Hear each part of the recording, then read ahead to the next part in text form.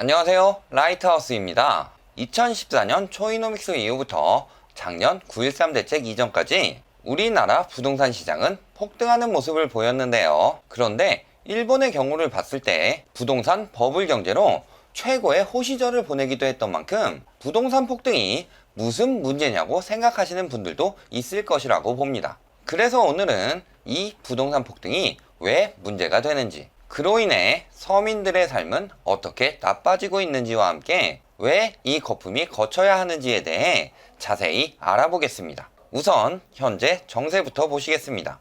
2008년 모기지 사태로 불거진 글로벌 금융위기로 인해 세계적으로 큰 타격을 입게 된 후 많은 나라들이 외부 위기에 취약한 수출 주도 경제보다 변동성에 강한 내수 중심의 경제로 탈바꿈하게 됩니다.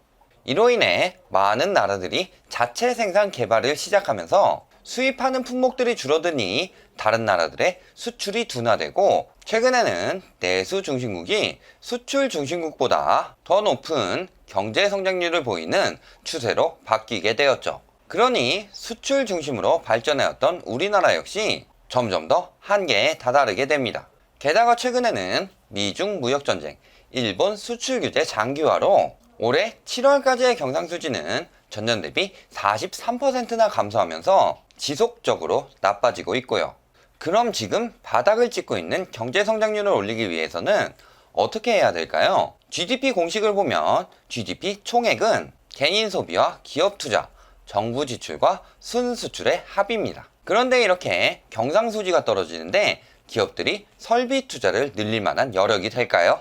이전 하락 아닌 폭락 영상에서 말했듯 경상수지가 떨어지면 기업 및 가계소득이 줄게 되면서 세수 확보도 줄어들게 됩니다. 따라서 정부 지출 역시 늘리기 힘들다는 소리죠.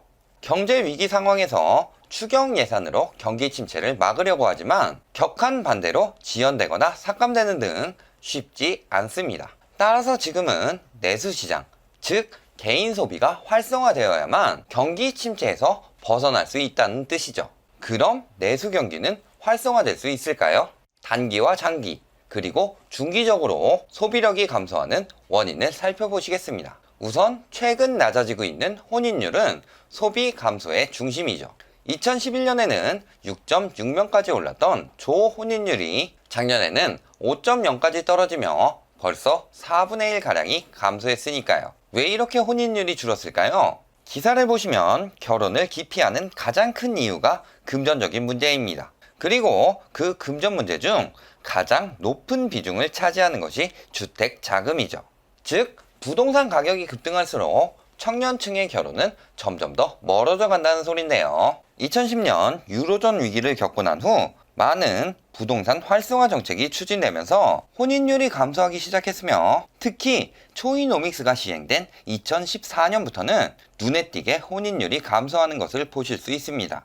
이렇게 결혼이 줄어드니 출산율 역시 감소하게 되죠. 작년 기준 출산율은 0.98로 역대 최저 수치를 보이고 있습니다. 출생아 수를 보더라도 재작년 35만 8천여 명에서 작년 32만 7천여 명으로 9%가량 감소했죠. 출산율이 낮아지면 어떤 일이 생기나요? 우선 장기적으로 인구가 감소하죠. 일반적으로 인구가 많을수록 소비력이 높다는 건 굳이 설명 안 드려도 아실 것이라고 생각합니다. 우리나라의 20, 30년 후에 장기적인 소비력이 점점 더 저하된다는 뜻이죠. 또 아이 키우는 집은 옷값, 분유값, 기저귀값 등 각종 아기 물품들의 구매가 늘어나면서 단기적인 소비를 늘리게 됩니다. 출산율이 떨어진다는 건 그만큼 단기적인 소비력도 줄어든다는 거죠. 게다가 가계소득 문제도 있습니다. 평균 가계소득은 2014년 2분기 기준 월 395만원,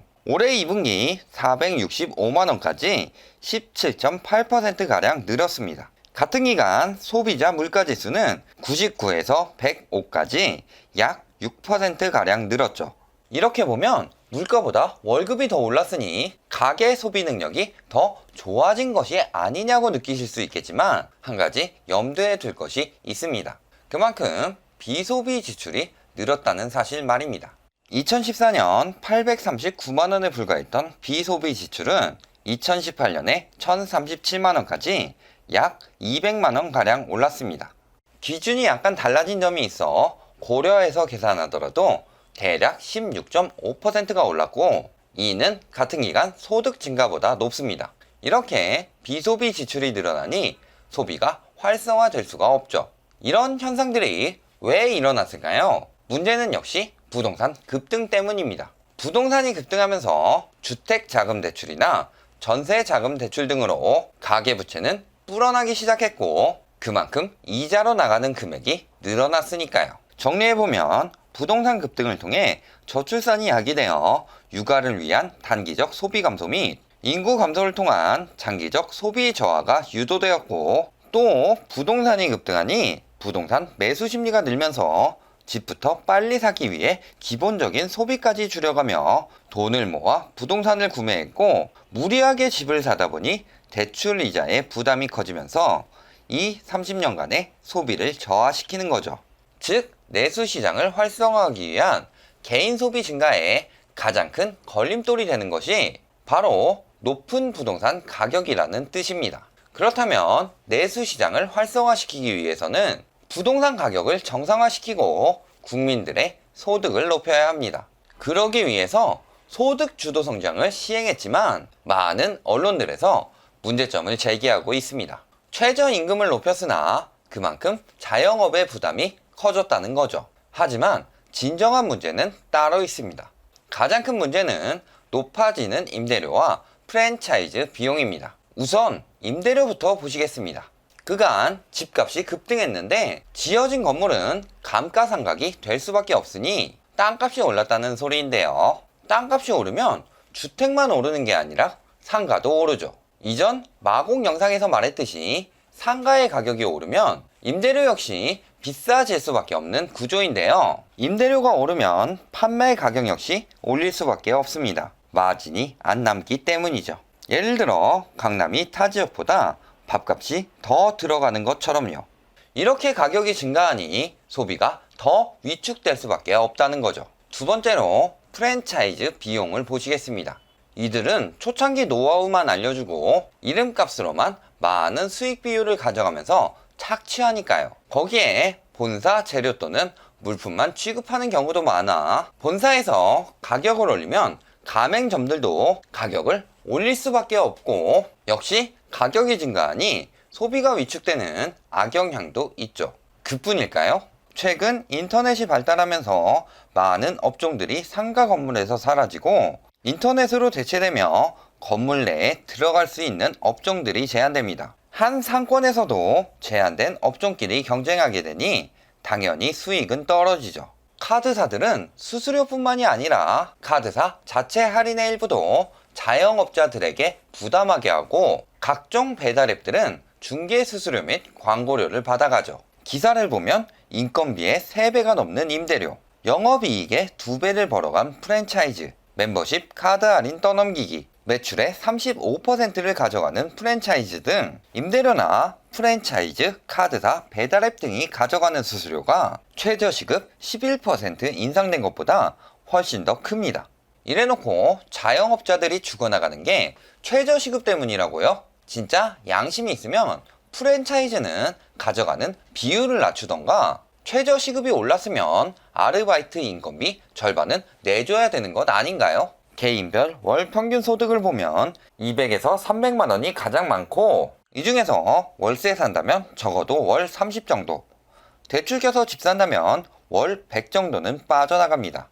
결혼하고 자녀를 낳을 계획이라면 쓸데없는 소비를 한 푼도 하지 않더라도 부족한 금액이죠. 그러면 그간 돈 벌었던 건 누구일까요? 건물주 등의 기득권층 아닌가요? 그들은 그 돈 벌어서 소비를 엄청나게 활성화시켰을까요? 건물 20채 갖고 있다고 해서 하루에 밥을 20끼를 먹지는 않으니 이들의 소비에도 한계가 있습니다. 그리고 남는 돈은 모아서 또 부동산 투기했고 가격을 또 폭등시키기나 했겠죠. 결국은 소득 주도 성장은 소비를 활성시켜 내수 중심국으로 가기 위해 장기적으로 꼭 필요한 과정입니다. 오히려 높은 부동산 가격 및 불합리한 프랜차이즈 구조, 카드사와 배달 대행사의 과도한 수수료 등이 해결돼야만 자영업이 활성화될 수 있는 거죠. 결론을 말씀드리겠습니다.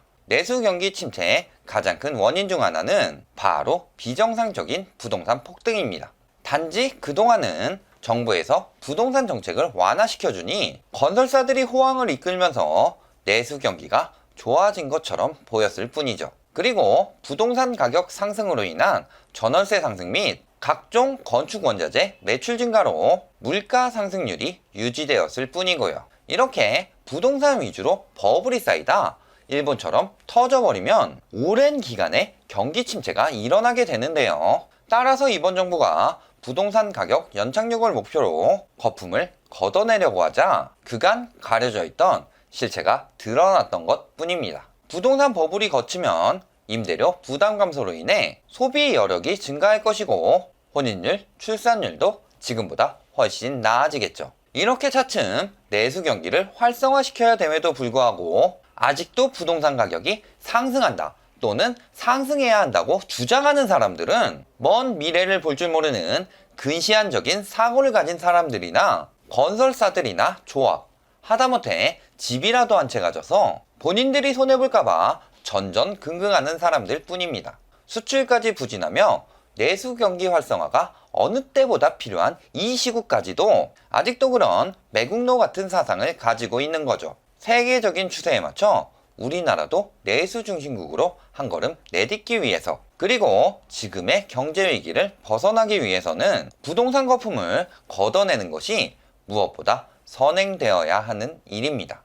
그리고 이제 부동산 정책의 끝판왕인 분양가 상한제가 시행되면 곧 가시화된 결과가 나올 것입니다. 오늘 영상이 도움이 되셨다면 좋아요, 구독, 알림 부탁드립니다.